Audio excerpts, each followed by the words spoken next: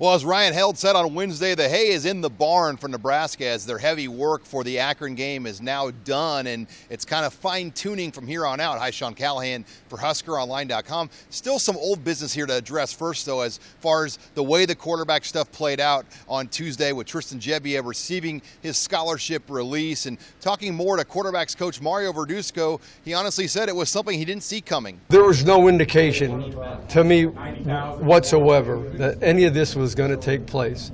And if there was any indication to me, it would have been coming upon me to say, hey, Coach Frost, I think this might take place. We got to have some forward thinking about it and a plan, so on and so forth. But I can tell you when I talked to Tristan on Saturday, he said, Coach, I'm going to work as hard as I ever have, and when my number's called, I'll be ready to go. And I'll be one of Adrian's biggest supporters. And he thanked me for our professionalism in terms of how we handled it, and that he didn't have to hear it in the internet and all that sort of stuff. I said, hey, listen, as long as Coach Frost is here, those things aren't going to take place. And then he called me on, I guess it was Sunday, and let me know, which I appreciated, obviously, and I wished him the best of luck if there's anything I could do for him. So I guess it's a long-winded way of answering your question. I had no idea. And now the question going forward is, if something were to happen at quarterback, do the Huskers even have a number 4 at this point? Well, let's see. We've got Adrian. Yep. We've got Bunch.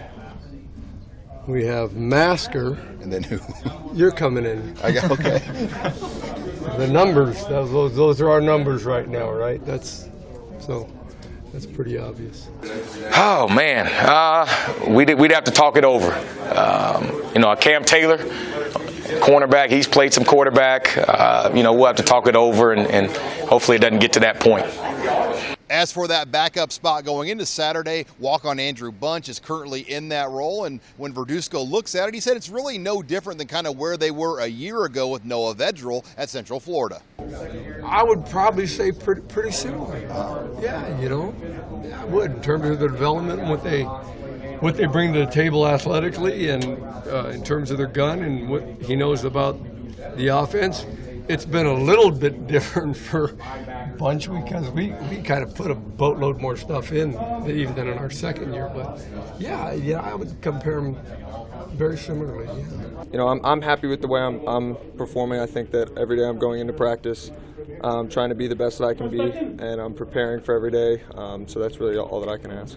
And as for the Vedral situation, yes, Nebraska continues to try to pursue a waiver to get him eligible, but until then, he'll still be with the scout team. Well, right now, until we hear otherwise, he's ineligible. So we're trying to get the guys that are eligible, guys that have an opportunity to play on Saturday. We got to get those guys the reps, and until we hear further, then he's working with the scout team and not getting any reps. Another interesting thing to watch play out here on Saturday, we'll be watching Scott Frost call his first game at Nebraska. Starting the morning of the game, running backs coach Ryan Held will quiz Frost on all 100 or so plays, and typically Frost has everything memorized. Normally we start that on breakfast on game day. And so I'll do one round with him, and then we'll do our stuff, and then we'll get to the stadium, and everybody be kind of, relaxing, getting ready. Then I'll do another one, him and I. I'll say, all right, here's this rock, this formation, what are the plays, and he'll roll down. It's more like 100 plays, to be honest with you. He knows them all, and he's got to reel them down. Here's these plays in this formation. Here's the runs. Here's the passes. So, as a play caller, now he has all of us in the mix, but at the end of the day, he just has that. Some guys have the gift to do it, some guys don't. He has the ability to call plays and be able to set things up, and it's awesome, honestly.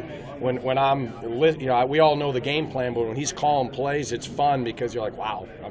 Perfect call, boom, there it is, touchdown. It's poetry, to be honest with you. Fast, oh yeah, he's always teasing his mind. We're always doing trivia. We're always doing things, so his mind's always firing. He's done that since a little kid.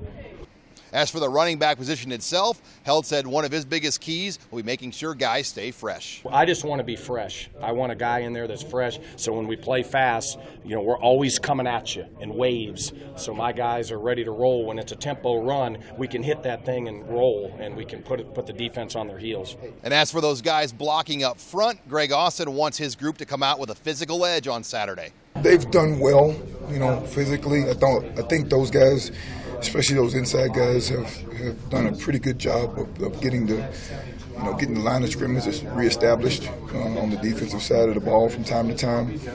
But then, our guys on defense have done a good job of giving us some pressure or some pop up front as well. Yeah. So I think physicality-wise, I think we're fine.